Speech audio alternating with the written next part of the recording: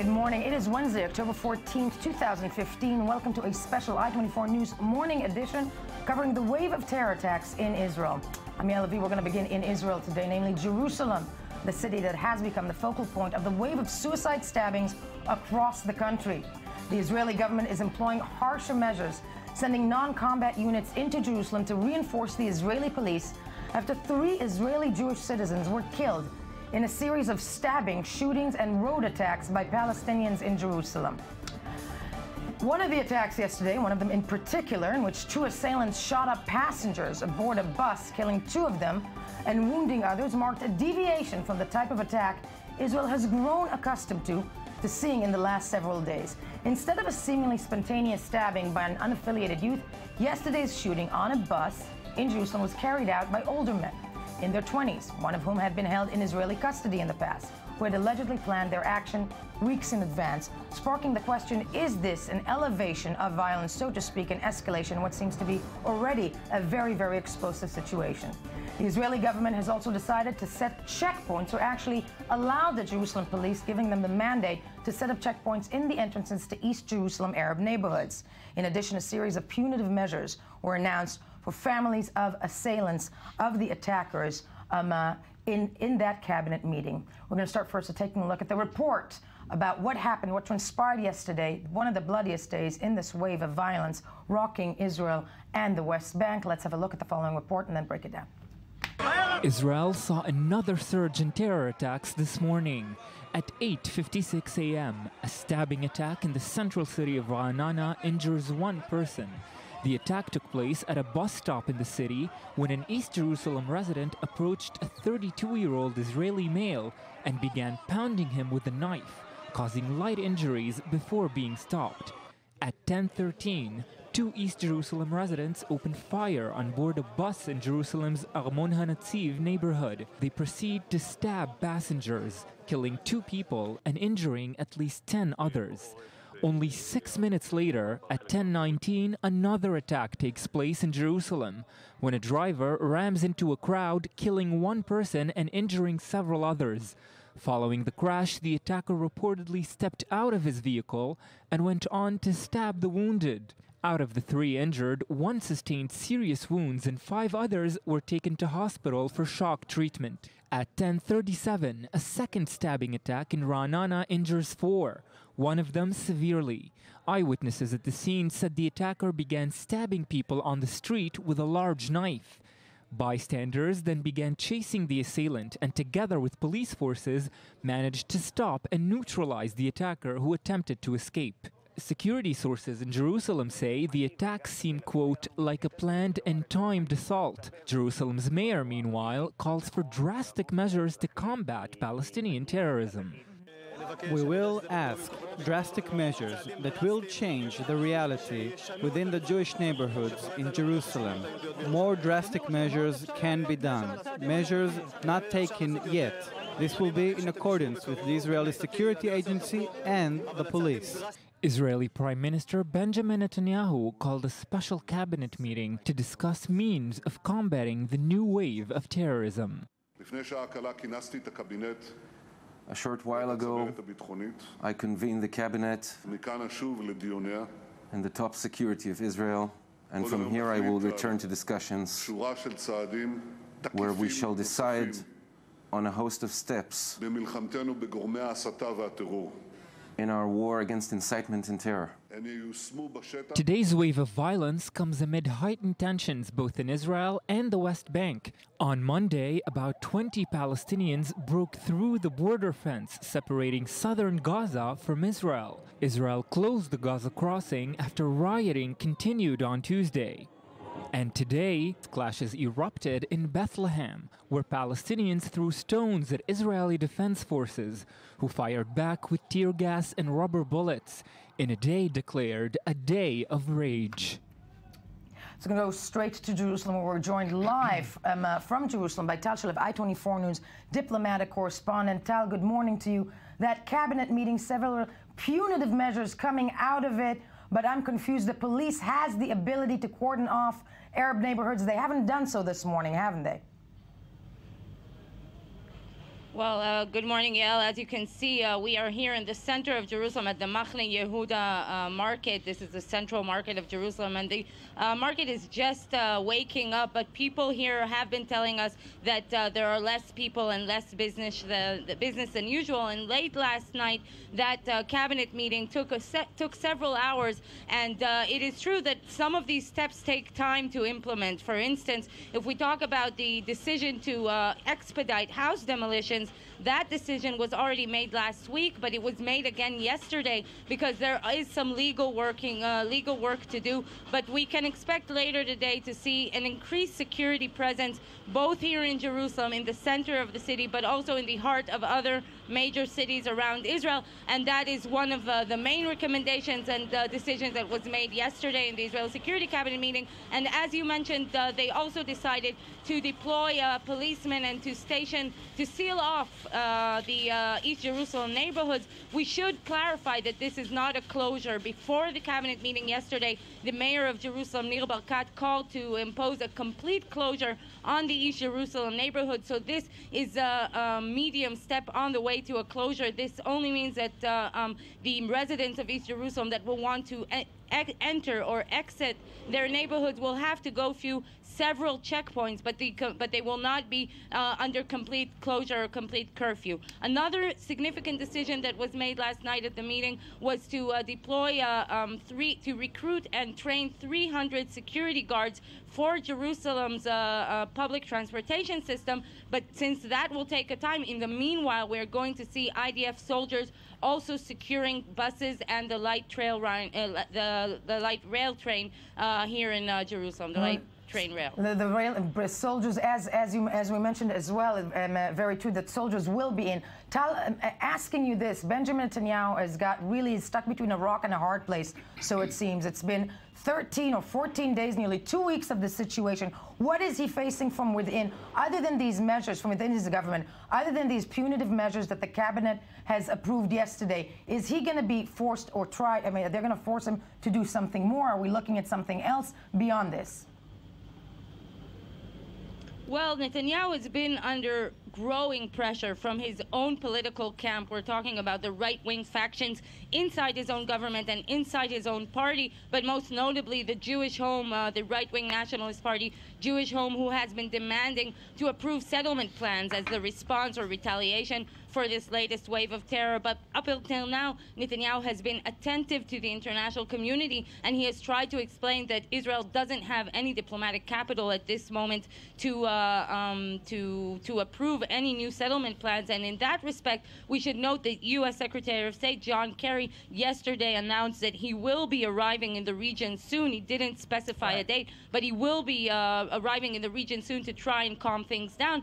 But we do know that the tensions, the political tensions inside Netanyahu's government are growing and are growing high, and that is because basically the cabinet meeting last night took hours. It lasted until almost an hour after midnight, and this is despite the fact that most of the measures that were approved yesterday were actually decided even before the meeting by the Prime Minister and the Defense Minister. And basically a meeting to approve what he has decided before. And Tal Shalev will be with us throughout this morning. Thank you for this report from Jerusalem Machane Yehuda Market. I want to start with you, Amir Oren, Senior Haaretz Defense Analyst. Actually, let me introduce all my esteemed guests here. Amir Oren, Senior Defense Analyst of Haaretz.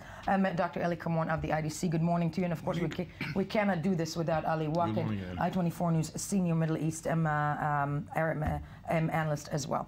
Amir, all my analysts, looking at the Israeli, first of all, let's touch on the security establishment. Can they even combat that? Yesterday, a very, very bloody day in Jerusalem. It is clear that city is the main focal point of this, wave of horrific violence. What can be done security-wise? Can they confront it? These are not security measures. These are sense of security measures. A sense of security measures. The Israeli public is supposed to feel safer and more secure when it sees more uniformed personnel patrolling the streets, going aboard buses and the like. approximately the way it was 10 years ago. And by the way, if you go to Penn Station in New York or you go to an airport in Berlin, you see such uniformed personnel. Yeah, but I mean, that's airports. Of course. That's not. That's a full city that is clearly... Definitely. In Paris in the streets. Yes. Paris in the streets because of the terror that was in Paris over the course of the last several months. And these are not people who are trained to combat terrorists. These are regular soldiers taken from their more important duties. The current Chief of Staff, General Gadi Eisenkot, has tried to devote his term in office to preparing the Israeli Defense Forces for war. This diverts the attention of the General Staff and the units from war, and this is a victory for the perpetrators. The fact that there are now going to be a couple of battalions in the West Bank and around Jerusalem, and another couple of battalions along the border fence in Gaza, means that the IDF is losing crucial time in its real preparations. In its real preparations, but in that respect, how can one combat this? This is what I'm wondering, Dr. Kermon, when you're looking at what's happening, as Amir On said, these are mostly, you call them, there was a brilliant line, you call them, they're calming down the population to see people in uniform in that respect, right? In terms of really combating this, of really combating the people who are coming out of these Arab neighborhoods, most of them, youngsters. We had a conversation with several politicians also this morning who want to lump this in together. I'm looking at the profile of these assailants. Can this even be fought? Because the bulk of them, 80% of them, one can say, are very young people who are doing this on their own volition. Exactly. I don't think that the closure is counterproductive, because the bulk of the population is not participating in this violence. So if you close, you practically produce a new wave of popular, real anger, people who work in West Jerusalem or in Israel, and will be closed without work, without nothing to do. So this is one thing. The second is operationally, it's impossible to close every point in Jerusalem and not let these young people to go above the wall or the fence and go inside Israel or inside Jerusalem. So I think it's more psychologically, if you want, in order to see the army. Psychologically is the thing that is the leading word here, because when it comes to psychological, what this can help the Israeli public, so to speak. Yes, but it leads to panic.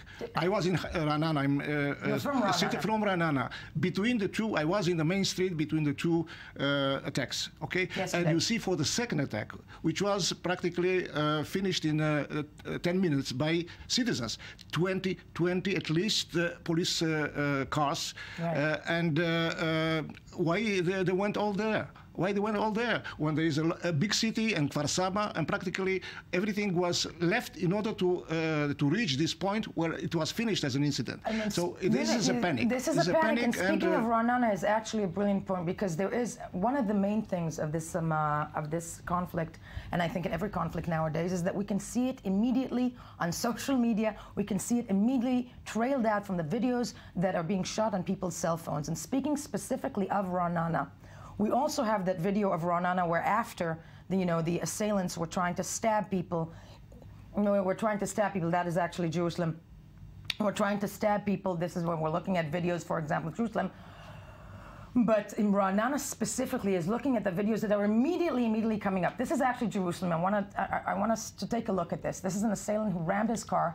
He's stabbing people. He's come then, an Israeli comes up to him and basically point blank shoots him down. It's hard to look at these videos. It's hard to look at these videos, and I know Ali right next to me is just, is having a hard time. I'm having a hard time as well.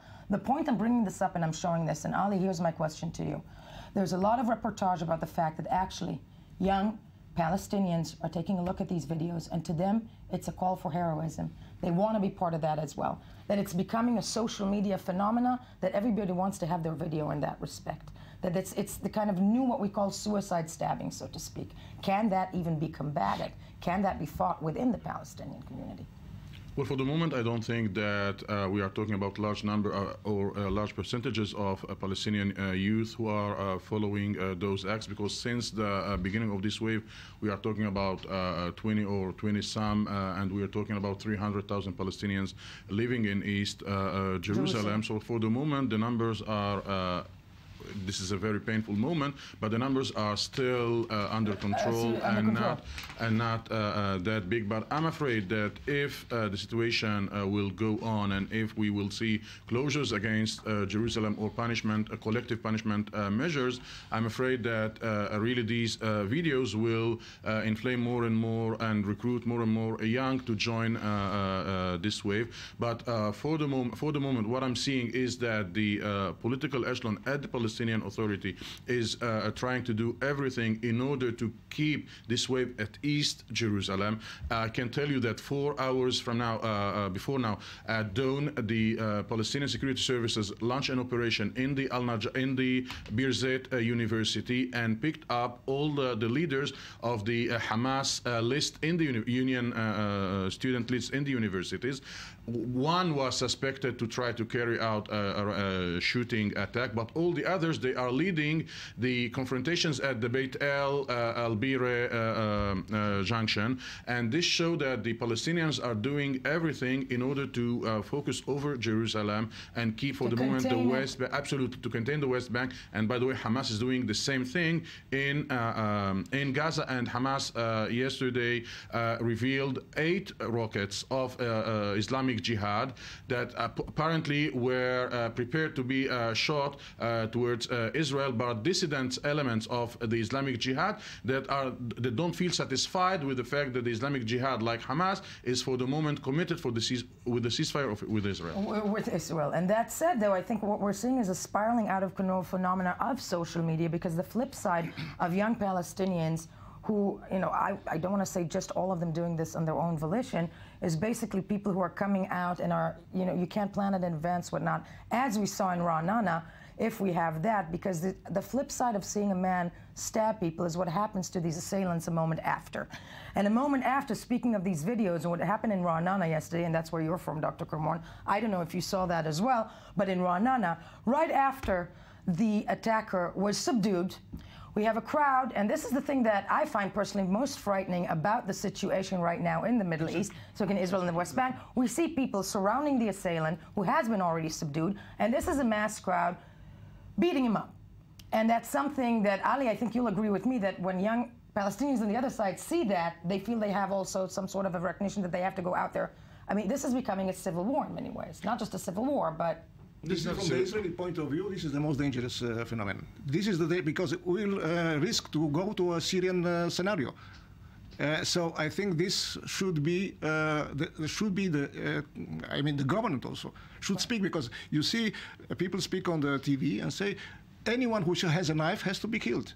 And very serious people, including people from the defense establishment. And I think this is a mistake. You must kill really those which are very dangerous, and you cannot, like we saw in Jerusalem, but not after they are neutralized. Only a few weeks ago, before it all started, we had the incident in Jerusalem where a Yishai Schlissel stabbed and killed a young girl. Nobody asked the police to shoot him down on the spot, because it was a criminal offense. And in Dimona. And in Dimona. Now here, what Dr. Kamon accurately points out, if we have lynch mobs, vigilantes, doing what they will, without being punished as severely as the perpetrators, as the other side, things will get out of hand. Things will be getting out of hand, and at this point, as Ali said, you know, the attempt, I think, on every side is to contain this into East Jerusalem, where we're going to go to, pardon me, we're going to go to live right now to East Jerusalem, where I-24 News' Mirav Savir is standing by. Mirav, first of all, exactly where are you in East Jerusalem? And also, if you can tell me, I think the tension, you're at the focal point of the tension right now. Nothing has specifically been quarantined off. Well, what did you see on your way into that area where 80% of the assailants have been coming out of?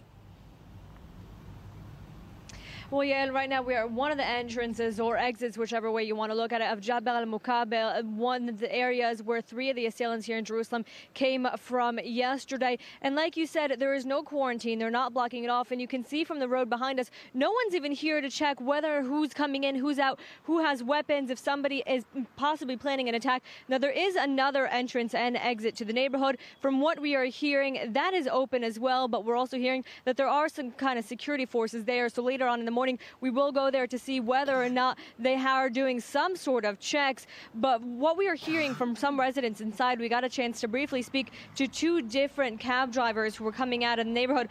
One of them told us that he wasn't surprised that all the forces were gone by the morning, that he didn't think they would be blocked. Another one saying he expected to wake up this morning and have maybe a hard time getting out of the neighborhood and having to pass some searches. Now, just to put this in a little bit of perspective, the number of patrol cars that are passing by, there are several of them, but the 78 line, and that is the Egged bus that was attacked yesterday, has passed by more times than a patrol car has. And if our cameraman Amit will now just show you where that attack actually took place, this is the exit and entrance to Jabal al-Muqabil, and the attack took place just across the street, maybe 10, 20 meters away, and that is the attack where the 2 assailants shot at the bus and then approached the bus, got on, continued shooting and stabbing at least 2 victims in that attack, with several wounded as well. And Mirav, on your way into Jerusalem today and coming up to where you are, which is closer to East Jerusalem, dead streets, quiet streets? All the streets were open as far as we could tell. We didn't see that much patrol going around. We didn't see any officers or border patrol standing around like we have seen around the old city over the last 10 days. But we will continue making our way around the city to see what kind of heightened security there is, because we are hearing that they continue to be on high alert here in Jerusalem, just waiting to thwart the next attack and minimize the number of victims. Mirav Savir, thank you for joining us. You'll be with us throughout the morning to cover these events in Jerusalem. Yes. Amir. This is just another round of the debate between politicians and security experts. The security experts always recommend cordoning off, putting the would-be terrorists inside. The politicians regarding the West Bank and East Jerusalem would say, no, this is going to be the demarcation line once there is a political settlement. We don't want it there. But there is a third vector here, and this is the public affairs or public diplomacy angle. What if, first of all, the East Jerusalem residents start digging tunnels under the wall or the fence, or I'm sure they don't need it, or imagine a Berlin scenario where people start climbing the wall and being shot at by Israeli uniformed personnel in front of everybody's cameras. This would be a disaster, not only on humanitarian grounds, but also for Israel. But it's for Israel, and I think also everybody's trying to make political capital on this. We had a chance earlier on to speak to Israeli opposition, one of the opposition members, Yair Lapid, in terms of taking political capital on this, but everybody seems to be in cahoots that, as Amir said, to quarantine off areas. This is our conversation with Mr. Lapid, a wannabe prime minister. To be patient, and they need to be strong, and they need to remember we've been through worse. This has been a terrible October so far. 7 have been killed, 92 has been wounded up until this moment.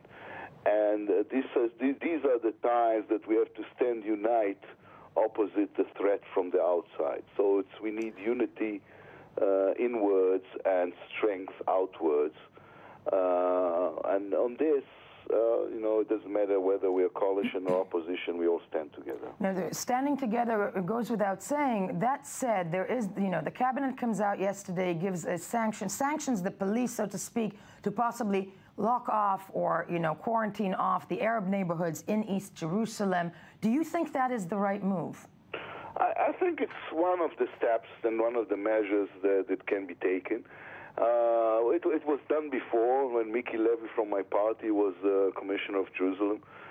He did the same, and we were consulting about this. It's a valid move due to the circumstances.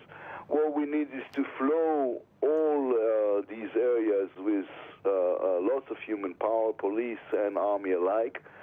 Make sure that whoever comes out with his house with a knife, the first thing he sees is someone who is with uniform and armed. These are, most of them, the bulk of them, youngsters, lone wolf attacks in many cases. So if you lock off neighborhoods, aren't you basically destabilizing or upsetting the rest of the population of the Palestinian community? Well, yeah, if to follow your logic, then you're not supposed to do anything. When you are threatened and your people are being killed, so you take measures. And we are a law-abiding nation, and people should know the law will be enforced by army and police alike. And the alternative is what? To stand aside and look at the events. As I was saying, today is only the 14th, and we already have 7 that were killed and 92 that were assassinated all around the country. And of course, this is the security forces' job to make sure the number of casualties will lower down until it will disappear. So yes, we need to take measures, and we need to take tough measures because these are terrorists. These are not young Palestinian youngsters who are suppressed and frustrated. These are terrorists who are trying to kill innocent people and should be treated as such. Yeah, no, sadly, you know, there's a garden variety of them coming out. Some of them are very, very young as well. But that said, Yair Lapid, I want to ask you, what does your schedule look like today? Well, I'm going to go to Knesset. We're going to have a lot of debating. I'm going to be involved in, talking to the world media. Because it is also an arena that we need to fight in, and I'm going to have all kinds of meetings and conversation. Why are you asking? Yeah, I'm just asking to see what the government and the opposition are doing today to try and combat this situation. Well, of course, we're going to gather. There are going to be talks within. I'm part of the Security and Foreign Affairs Knesset committee, and we're going to gather and we're going to discuss drafting more reserve and also take some other measures. So we're going to be deeply involved in this. In the situation. And as I was saying, I think the international arena is also important because the kind of reporting coming out of Israel is biased and needs to be balanced, and this is part of what I do. That's the hope that we're doing as well. Thank you very much for joining us this morning, Mr. Lapid. Thank you, and let's hope for quieter days. Amen. Yair Lapid, head of the Yesh Atid party in the opposition of the Israeli government, speaking throughout this wave of terror and violence that is sweeping the country. We will be back in about 10 minutes. Do stay with us. A special I-24 News Morning Edition, Wave of Terror rocking Israel and the West Bank.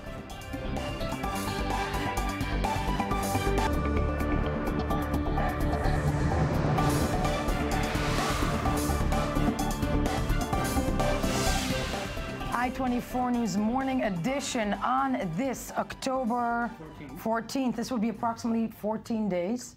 It's That's 2 right, weeks yeah, 2 weeks. It started on October 1st, and what I'm speaking about is the wave of violence rocking Israel and the West Bank. Jerusalem yesterday seeing a very, very violent day in which 3 Israeli Jewish civilians have been killed in attacks, as well as assailants. Well, let's go straight first to Tal Shalev, I-24 News diplomatic correspondent, who is in one of the main hubs in Jerusalem. That's Machane Yehuda Market. Jerusalem, a city where people are very much afraid this morning. Tal, you are with us this morning straight from that city.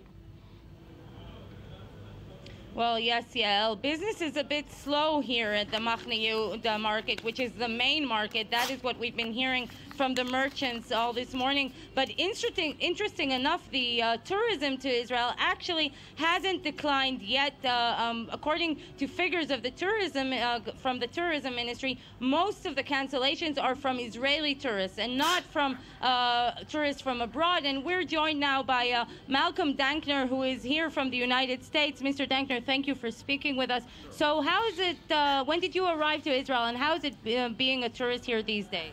Okay, I came here, I was here on Sunday, and I was in Tel Aviv for one day, and then I was wound up meeting friends, and I came to Jerusalem. I was in Beersheba, and I came to Jerusalem yesterday, and friends met me here.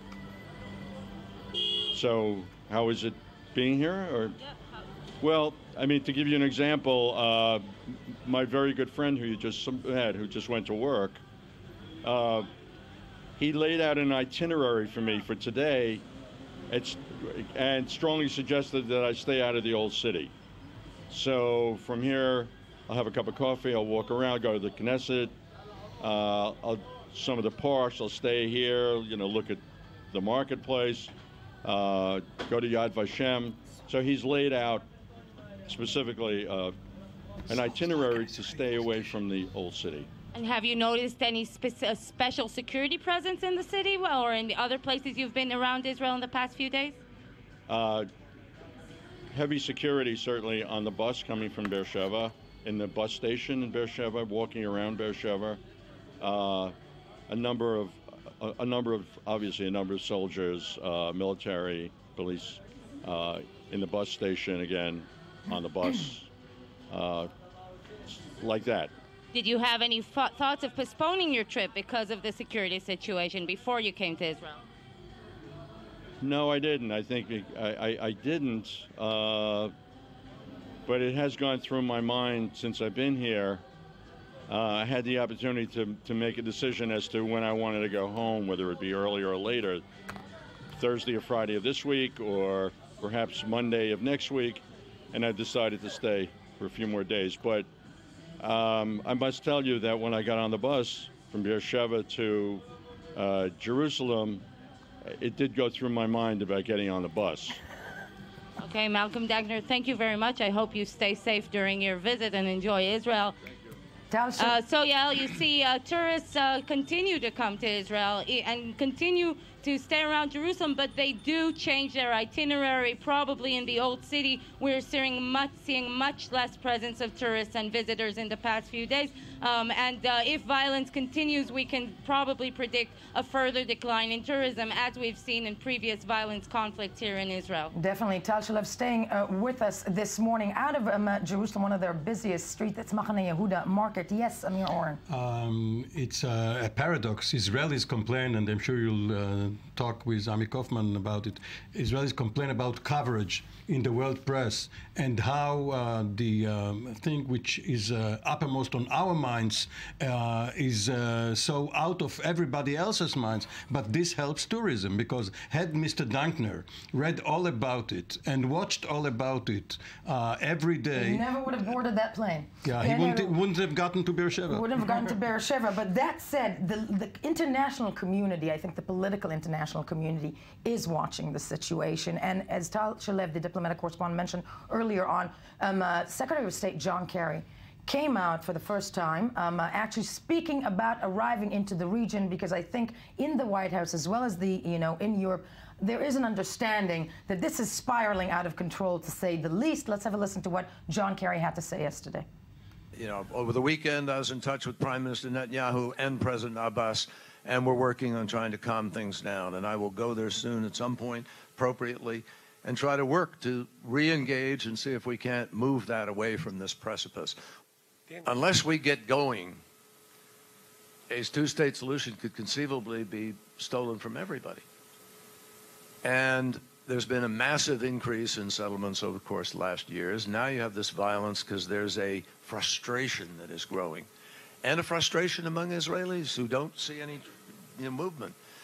So I look at that and I say, if that did explode, and I pray and hope it won't, and I think there are options to prevent that, but we would inevitably be, at some point, we're going to have to be engaged in working through those kinds of difficulties. So better to try to find the ways to deal with it before that happens than later. And they found certain governments that are very difficult to work with. What are some more rigorous ways the United States can stand behind the youth that you mentioned that is being robbed of their future? Most people I talk to have a pretty damn good sense of exactly. That's very relaxed John Kerry, Secretary of State John Kerry, yes. In his restrained Bostonian way, he put the blame on Israel. When he put together two facts: one, massive settlement activity; Second, the frustrated population there, by the way, a frustrated Secretary of State, who was here a year ago, was thwarted in his efforts, and what we saw later was in Gaza and the West. Not when the first Secretary of State to be very frustrated by the situation. Yes, but he's still the serving Secretary of State, and he has something to say about it. And when he says, when it's appropriate, we'll get there, it means I will not be pulled to the region unless and until I know that there is some chance of success, especially since this year's Nobel Peace Prize has already been announced. Anyway, it's a very low priority for the administration, for the international community. A Russian presence in Syria now. What happens there? The new coalition, Russia, Hezbollah, Iran, and the Iraqis, by the way. The Turkish problem. And other refugees in Europe. These are the main problems now and on the international stories. Exactly, and even the story of the firing of missiles against the Malaysian plane is the first item, and not the issue of what happens here. Touching on that immediately, but Dr. Kamorn, I want to ask you, because the Arab League also came out yesterday asking the UN, and there's been calls across from the Arab League, to protect the Palestinian community, to send in international help, and the focal point being Jerusalem and the Al-Aqsa Mosque, for example, which is one of the things that sparked everything. The fear of the Palestinian community, the Arab community, that status quo there is being destabilized, an arguable point by everybody. In that respect, when it comes to the request to send in international protection, does that not also destabilize Israel's position? Are we looking at a point where Israel has actually lost a lot of capital when it comes to defending its agenda, so to speak? It's the rhetoric. Which Arab League? Actually, Syria is out of the Arab League. There is a problem with the Iraqis. Libya does not exist. There is already some kind of crisis between Saudi Arabia and Egypt, because Egypt is supporting Assad. It's very complicated. So this is mainly rhetoric.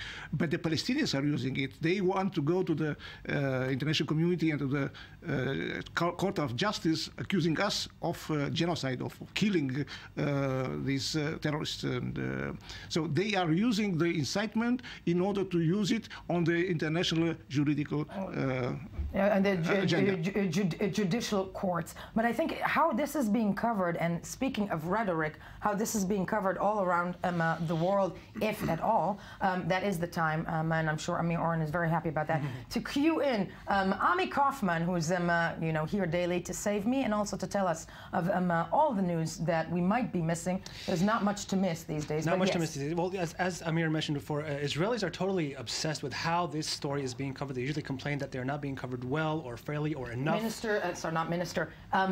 Head of the opposition party, Eshatid, mentioned that as well earlier in their interview. Well, I kind of disagree with that. I think that from what I've been seeing is that content-wise, at least, and sometimes you see a strange headline, especially on places like BBC or Al Jazeera. Sometimes they make some faux pas and they sometimes apologize and they don't apologize. But content-wise, we're seeing pretty much very straightforward news reports. Most of them wire reports that these newspapers are putting on. So I think Israelis can be fairly satisfied with how they're being portrayed. But let's see how important the media is covering it. And what I did is something that is not scientific, but I think it does show something.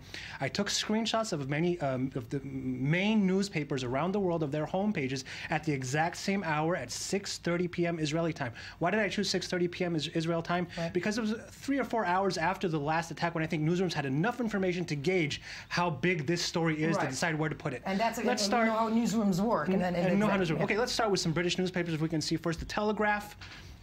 Okay. Pretty much, as you can say, I think you could call it below the fold, as they say in print.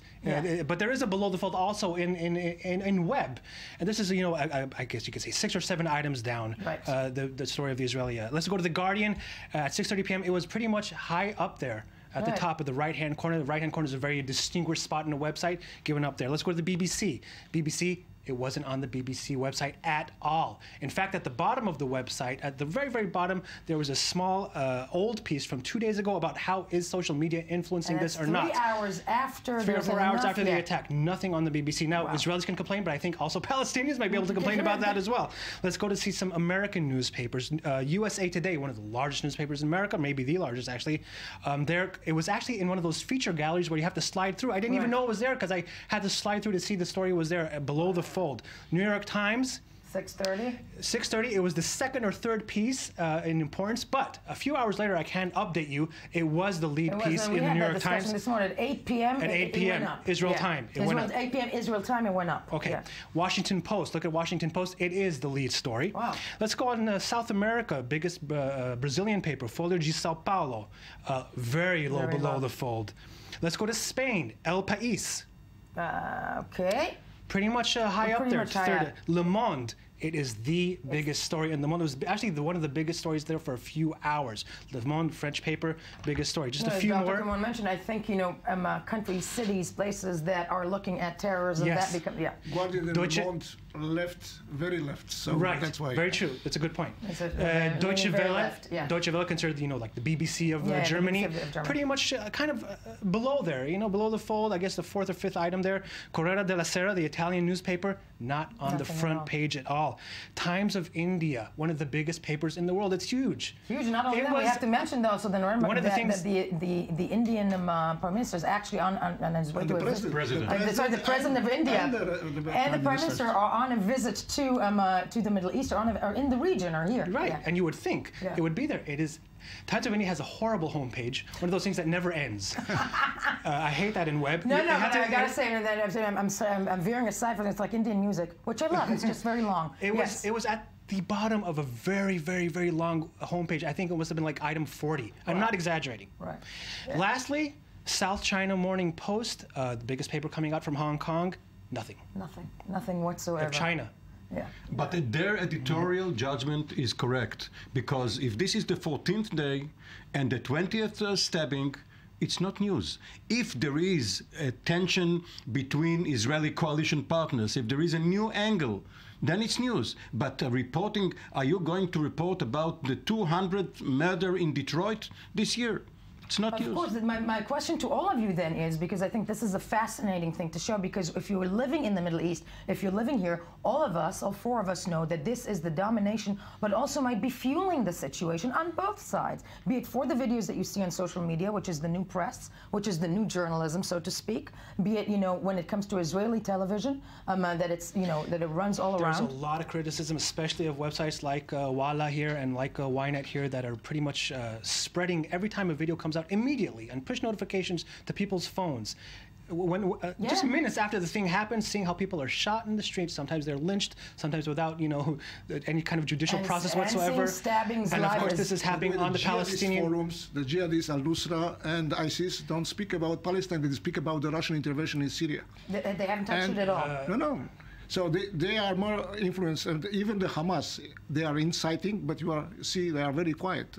But as more and more assailants are caught rather than killed, they can be interrogated, and the profile can be reached, can be gauged regarding their motives, the influence of the social media. All of these theories which we are bandying about now can be verified. And now can be verified in that respect. Sadly, all the time we have, because this is a very fascinating subject to touch on, and the wars and the conflicts we are seeing that are being played out live instantly. Do stay with us. Special edition, I-24 News Morning Edition. Now the news. Rest of the news.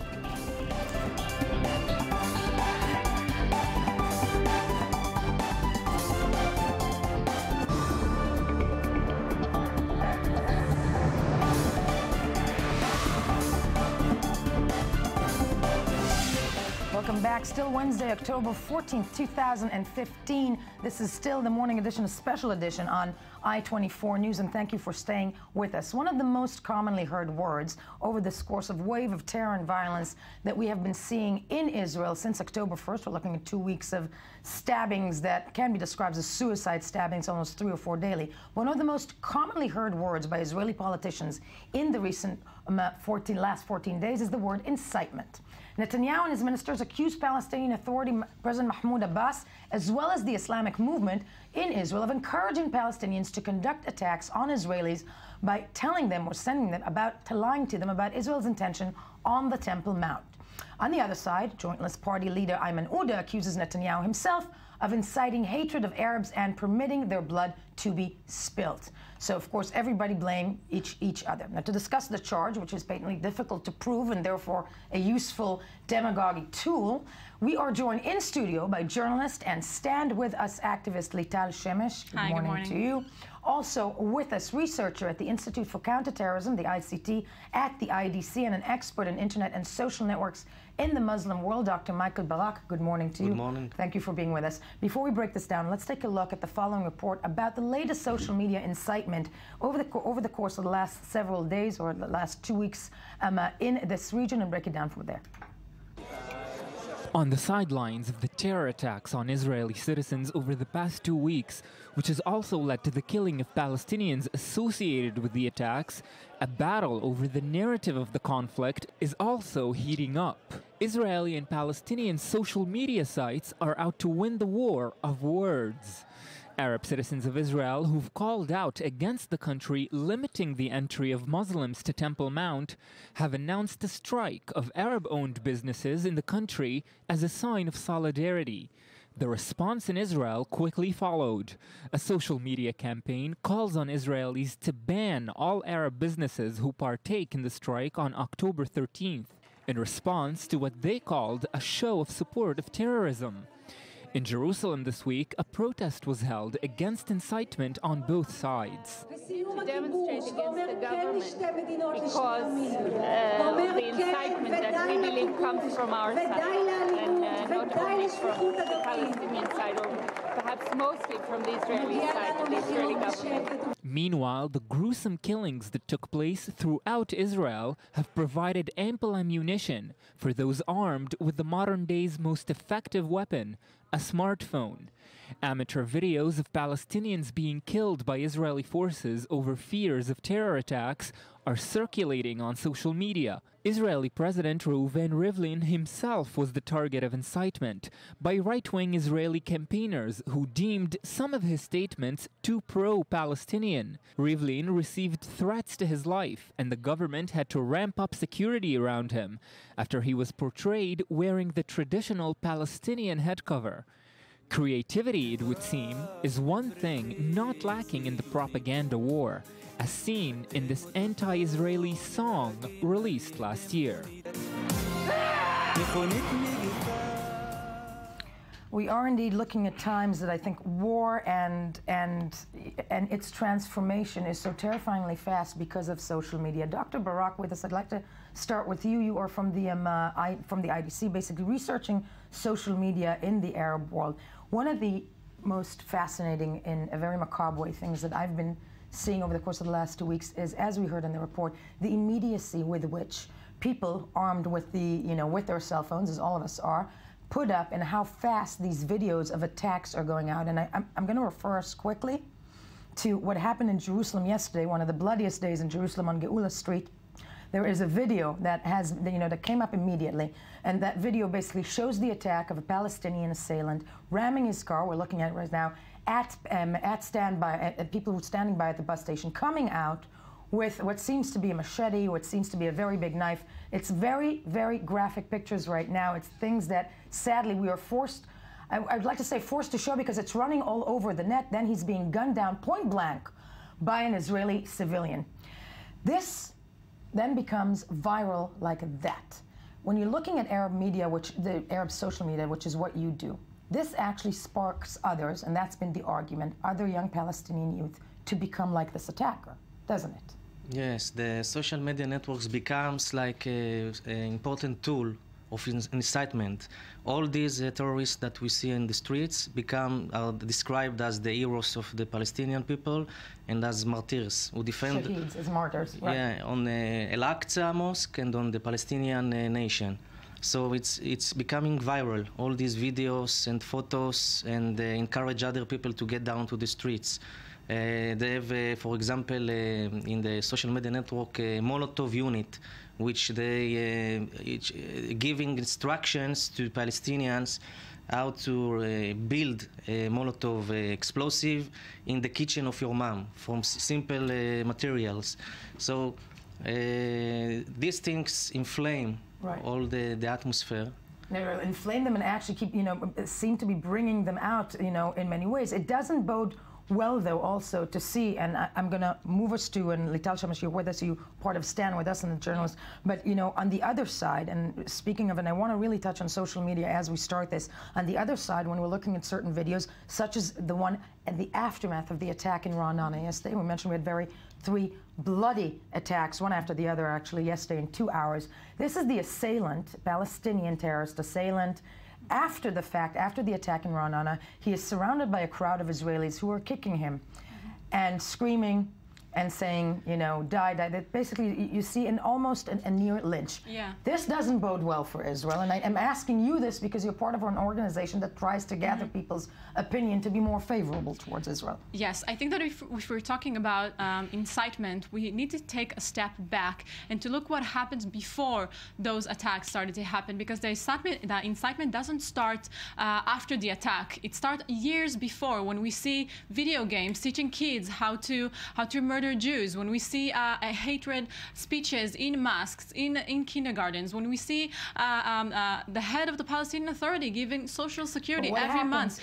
The incitement starts there, because we saw the profiles of those terrorists, a 13-year-old kid, a 16-year-old girl, an Israeli Arab, a mom, 30-year-old mom that studies in Haifa University.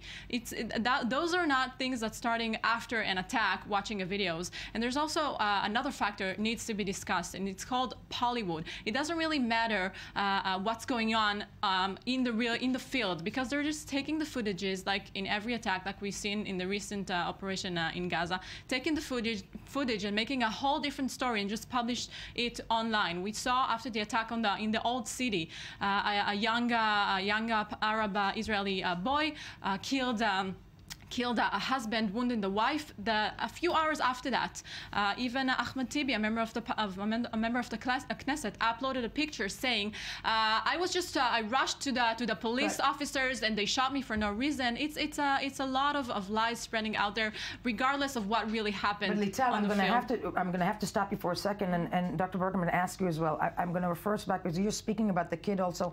There's a very picture that is also difficult to look at, and that's a 13-year-old kid who was shot in Jerusalem and lying on the tracks. That's been running virally all over, not just, the Middle East, but also throughout the world, at which point we have, we're not going to play this video, it's awful, and that's the kid called, I think it's Fadi is his name, and, who was also, just like in Ra'anana, being kicked and being screamed at by a crowd of Israelis. I'm going to start with you first, Dr. Barak. What does that do to the Palestinian community when they see that? Because we have to take accountability as well, that the fact is these are terrible attacks, but they're followed also by pretty bad reactions. Yes, so kids who are fed by disinformation in social media network, they see pictures like that, they don't see the whole picture. And then it's make them to get down to the streets. Right. And I must emphasize that the involvement of the Islamic movement, the North Wing, which they all the time, like she said, Liat, that the incitement exist. The social media network becomes anti-social. Like there is incitements all the time against Israel, and the Al-Aqsa motive is there. But now, because of if we examine the profile of the protesters, we see that the kids, the young people, are disconnected from the leadership. And for example, there was a will of the Palestinian suicide attacker yesterday in the bus that published his will in Facebook. On Facebook, he published his will on Facebook, and I think that's one of the attacks yesterday that kind of deviates from the rest of the attacks that we saw over the course of the last 14 days. Because that was an attack that seemed to be organized in the one in the bus. But his will proves that he is disconnected from the leadership. That he's disconnected from the and also it's important to say that if we're talking about the leadership, we do not hear anyone from the Palestinian leadership or from the Israeli Arab leadership condemning those attacks. Not only they're not condemning it, they're glorifying those terrorists. We saw the spokesperson of Abu Mazen glorifying and thanking that 13-year-old kid that thank you for going and killing Jews. But I mean, I'm going to have to, let's go straight first, because I'm going to refer us back to also on the other side, the videos that, we are seeing of reactions of the Israeli population to assailants after the fact. Mirav Savir, I-24 News correspondent, standing by in Jabal Mukabar in Jerusalem. We discussed here right now Fadi. This is the kid that I think it was 2 or 3 days ago. A 13-year-old kid tries to stab an Israeli 13-year-old kid, which is a horrible notion in itself. Then after he's shot, a crowd of Israelis are around him, kicking him and yelling, "Die, die." Now what does that do within the community, the Palestinian community, when they see that so fast coming up? Well, Yael, it brings up the notion of wanting to avenge somebody's death, not only going out and attacking for Al-Aqsa or for whatever other reasons they may have, but for this 13-year-old. And that's something that we've seen along the way. If we're talking about social media and Facebook posts, we've seen that over the last 2 weeks or so, where the assailants are posting a day before, maybe giving clues as to why they're going out. And that, in sense, is also giving their friends a reason to go out. Everybody who reads that post, I believe it was on Saturday when there was 2 stabbing attacks at the Damascus Gate, the entrance to the Old City. The second one, the assailant the day before, mentioning the incident in Afula as if that's his reason for going out. And anybody who reads that then comes up with their own reason, and it just generates this wave that continues and continues. And obviously these videos of Israelis beating up a 13-year-old after an attack, after he was already lying on the floor bleeding, are just going to throw fuel on the fire. And that doesn't matter if it's a kid or if you're hearing Israelis in the streets chanting death to terrorists. Anything of the sort is just going to make any of this worse and generate more and more hatred in eastern Jerusalem neighborhoods or the West Bank for these youth, because we have to remember these are younger people. Maybe somebody who doesn't have the chance to say, wait a second, maybe I should stop and think about this, but just go out and act on it, whatever he's thinking at that moment. You know, very, very true. Mirav Savir from Jabal Mukabar, which is the Arab neighborhood in East Jerusalem, out of which 80% of these assailants have come out at. But when we're looking at this, you know, all this flow of information, which seems to be beyond, I think, incitement of political leaders. That's me saying this, just because the social media is playing such a big role in this, almost, you know, such a huge role in this. What can be done? And actually, I'm going to start with you, Dr. Barak. I had several people in the studio yesterday saying that Israel should shut down social media and the internet. I don't think it's clever, because then you can see what they think, the other side think, and what is playing. But what we should do is the Arab leadership should make a video and spread it in the social media networks. Emphasis that Israel has no intentions to destroy the Al-Aqsa Mosque and build the terror temple. This conspiracy terrorist that is at the basis of the Arab leadership role is very important, and maybe even the Jordanian king, which is responsible partly for responsible for the status maybe quo. Can publish a statement. So the Arab leadership should interfere in that. Dr. Barak, I don't know if King Abdullah is listening, but maybe that's one of the things that could come out. Lital Shemesh, I'm going to put you on the spot, because in the short time that we have, you are with Stand With Us Israel, but which is, you know, tries to bring out the Israeli point to the world. Would you, agree with me or understand that also at the end of the day, when people around the world also see videos of an Israeli crowd kicking a 13-year-old shot boy on the tracks, that is what resonates eventually? That is what stays. They do not see the stabbing in advance. I think that our problem, I wish that was our biggest problem. Our biggest problem is when I'm opening a BBC or CNN, I never see headlines regarding Israelis and Jews being stabbed. I only see the numbers of Palestinians killed. Whenever it's someone who just stabbed an Israeli on the street, they will put it out the headline as a Palestinian got shot by an Israeli police, but they won't even write the details. So it does. In the end of the day, that's what's causing us the damage, and not those videos. And once again, it's a situation that nobody knows how to combat. Lital Shemesh and Dr. Barak, I want to thank you for being with me this morning. When we get back, the other big news today, Democratic candidates face off in Vegas. It's on, folks. In the party's first debate, we will take such a close look at that one. Stay with us. First, the news.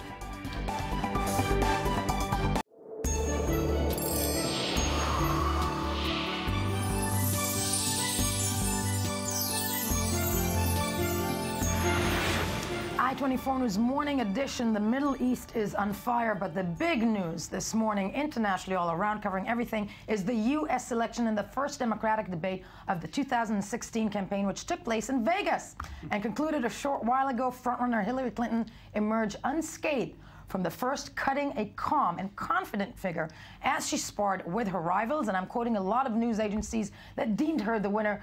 The presidential frontrunner, pardon me, parried jabs with Bernie Sanders and 3 other party hopefuls who challenged her on everything from political flip-flops to gun control, military intervention in the Middle East. Let's take a look at the following report on what happened in this debate that the entire world has been looking at and the entire world is covering this morning.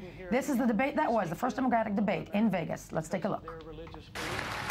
The first Democratic face-off for president heated up instantly over gun control. Secretary Clinton, is Bernie Sanders tough enough on guns? No. Not at all. Frontrunners Hillary Clinton and Bernie Sanders going head-to-head. I supported a ban on assault weapons.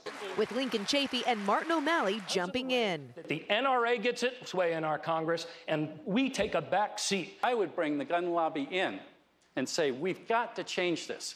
Where can we find common ground?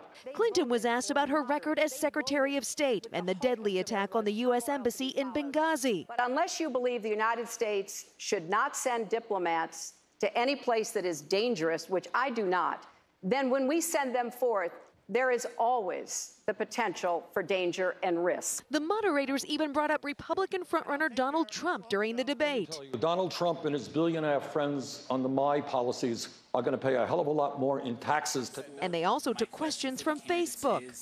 Do Black Lives Matter? As the President of the United States, every life in this country matters. But the biggest moment of the night involved Clinton's controversial email scandal with her private server. I've taken responsibility for it. I did say it was a mistake. And with that, she got support from Sanders. The American people are sick and tired of hearing about your damn emails. Thank you. Me too. Me too. That was clearly one of the biggest moments of the night. Now, the one potential candidate who was not on stage, Vice President Joe Biden. He's expected to announce whether he's running for president later this week. Brandy at ABC News. We are joined in studio by the spokesperson for the American Democratic Party in Israel, Sheldon Shora. This is your moment. This is your morning. Former Consul General in Los Angeles, Jacob Dayan. Good morning. Yeah. And of course, the man who lives and breathes and eats for breakfast anything and everything American election. That would be Ami Kaufman, I-24 News contributor. Good morning. Yeah, good morning. I want to start actually with the Democrat around the stable, the proclaimed Democrat, Sheldon. Who won? I meant who won? You had 2 winners, you had 2 losers, and 2 probable losers. I think very clearly Hillary Clinton won and Bernie Sanders won. He showed himself to be a real legitimate candidate. He was very strong. He was very good. The only thing is he seemed a little bit unidimensional. He was mostly talking about wealth redistribution and taking government back to the people, but that was about it. Didn't go much further. She seemed to do a really good performance. She was solid. I think she increased and solidified her lead, and I think she's put herself really forward. The 2 real losers here, clearly Webb and Lincoln Chafee. They won't be in the next. I don't believe they'll be in the next election, in the next debate. They'll probably drop in the next few days. I can't see anyone backing them. I don't think they're hopeless. But Martin O'Malley acquitted himself well. I don't think he's going to make it, but I think he has a chance. But the big question, of course, is Joe Biden. And Joe Biden here, I think, may have lost a little bit here because Biden's chance to come in is if Clinton falters. Right. And Clinton did not falter. So I think that he may not enter. May not end. Yeah, you were going to say. Yeah, I just wanted to end one more loser and one more winner. The loser is no doubt Joe Biden waiting so long to announce whether he's going to participate in this debate or not. Although walking around in a lot of gatherings and being photographed as if he's running. You should have attacked Hillary Clinton when she was extremely weak, when she was losing in the polls. Right. Now she came extremely strong out of the debate. Yesterday it would be much harder for him to announce that he's joining, although he can. And another winner, I would add President Obama, because no one differentiated and nobody put himself away from President Obama. He was extremely strong yesterday. Everybody agreed with his his policies. Hillary Clinton, when she was asked whether she's going to do anything else than Obama, she said, "I'm a woman." That's what she said, which differentiates her. A unified front, in many ways, of the Democratic Party. Exactly. No, so Hillary is no doubt the big winner. Bernie Sanders is a winner, but also Obama, and Joe Biden, I think, is the significant losers because all the other candidates have no chance standing against neither Hillary nor Bernie Sanders. And Ami Kaufman, when we're like solidifying the notion that somebody won and that it's Hillary, that's also being relayed in the press this morning, isn't it? Certainly. I mean, everybody is saying that Clinton was relaxed and confident.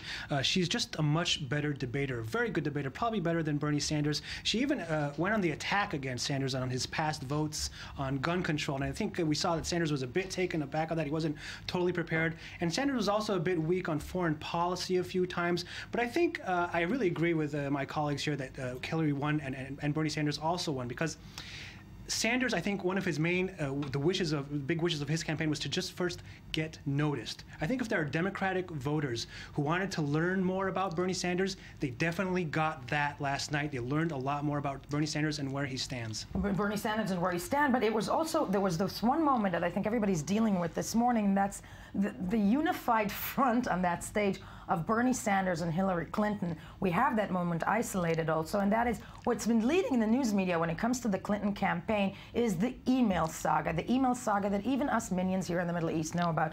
And that is Sanders standing up for Hillary Clinton. Let's have a listen once again when he refers to the email saga. Hey, let me say something that may not be great politics, but I think the Secretary is right.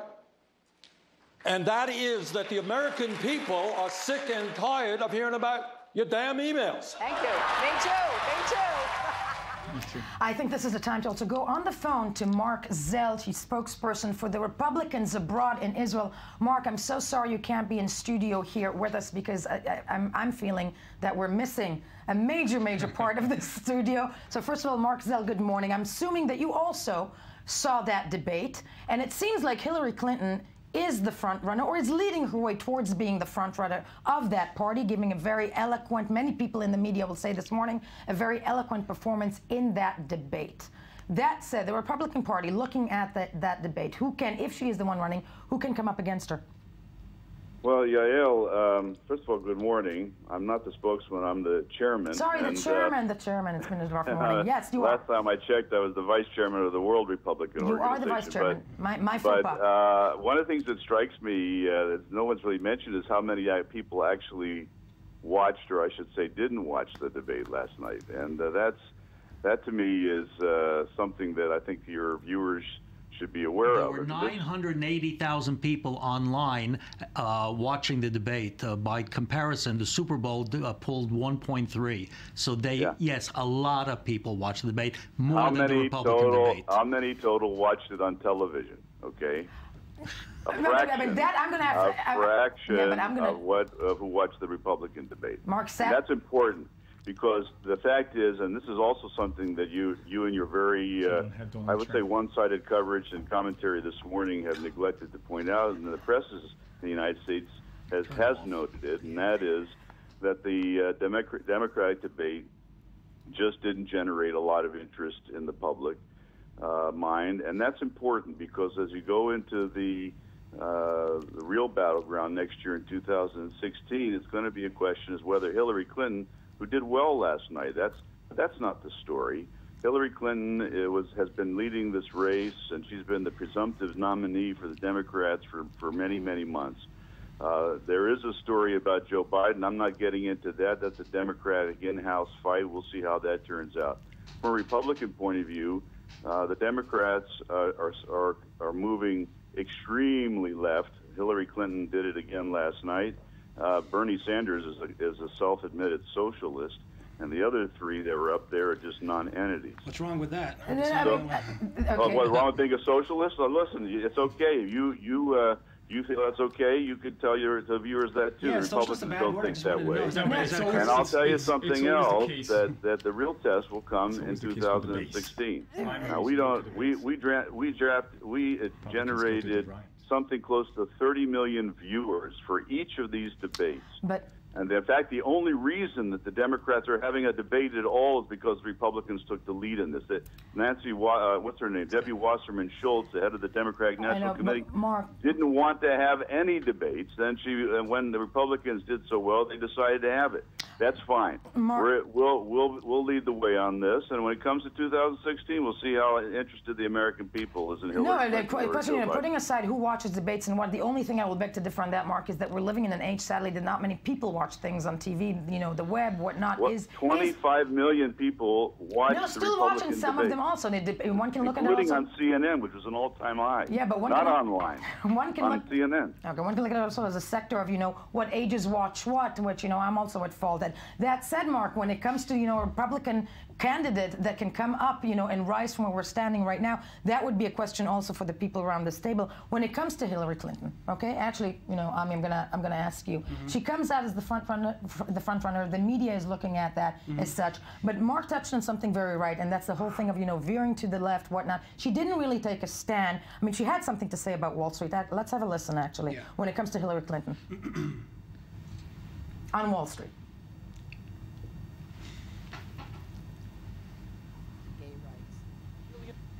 Okay, well, Yael, you asked your fellows there in the studio about the latest polls that show her actually losing in the polls to 5 of the Republican candidates. That includes Donald Trump of all. So I mean, doesn't that frighten you, Mark? Though. No, it doesn't. Look, it just shows me that Hillary Clinton and the Democrats at this point are in trouble in the general election. I'm not talking about their internal affairs. But as far as we're concerned, look, I've said it on your program before. I think the top 3 Republican polling candidates now, Trump, Carson, and will not make it through the primary system, and the second tier, one of the second tier candidates with the experience will get it. We'll see. I mean, I could be wrong, but that's how I see it at the moment. But 5 of them will all, at the current time, all are ahead of Hillary in the polls. But Mark, I want to stop you for a second because I do want to hear Hillary Clinton on several issues that seem to occupy the mind of Americans and the rest of the world in many cases, and that would be what she had to say about Wall Street. We're going to touch on what it means to, you know, veer to the left. Let's have a listen. I represented Wall Street as a senator from New York, and I went to Wall Street in December of 2007, before the big crash that we had, and I basically said, cut it out. Quit foreclosing on homes. Quit engaging in these kinds of speculative behaviors. I took on the Bush administration for the same thing. So I have thought deeply and long about what we're going to do exactly what I think both the senator and the governor want, which is to rein in and stop this risk. In my view, respond. Bernie, say my you name. do not. I will give you a second. Okay, thank you. I'll tell him. In my view, Secretary Clinton, you do not. Congress does not regulate Wall Street. Wall Street regulates Congress. And we have got to break off these banks, going to them and saying, please do the right thing. No. Do I consider myself part of the casino capitalist process by which so few have so much and so many have so little, by which Wall Street's greed and recklessness wreck this economy? No, I don't. I believe in a society where all people do well, not just a handful of billionaires. Ami Kaufman. Great stuff from Bernie, but I just want to say very quickly that I think that was probably one of the weakest, the only weak moment from Hillary when she said, I represented Wall Street.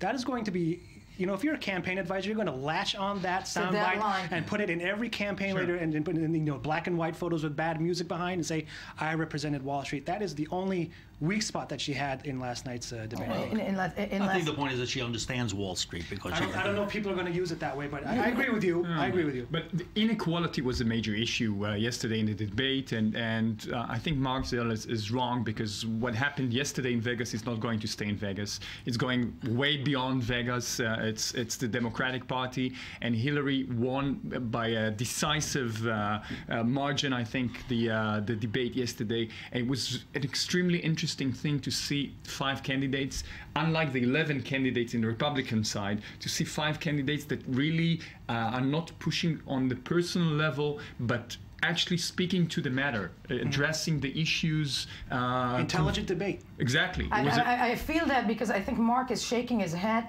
now wherever he's. By the way, you might want to ask Mark about one word that was not mentioned in the debate. That word is Israel. Okay, yeah, Israel not mentioned in the debate. Iran was mentioned. Democrats, it's what it sounds like, because they don't tell their viewers the other thing about the instruction that the Democratic National Committee gave to each of the other Democratic candidates, and that they were not to attack Hillary Clinton, and if they did so, they would do so at their own peril.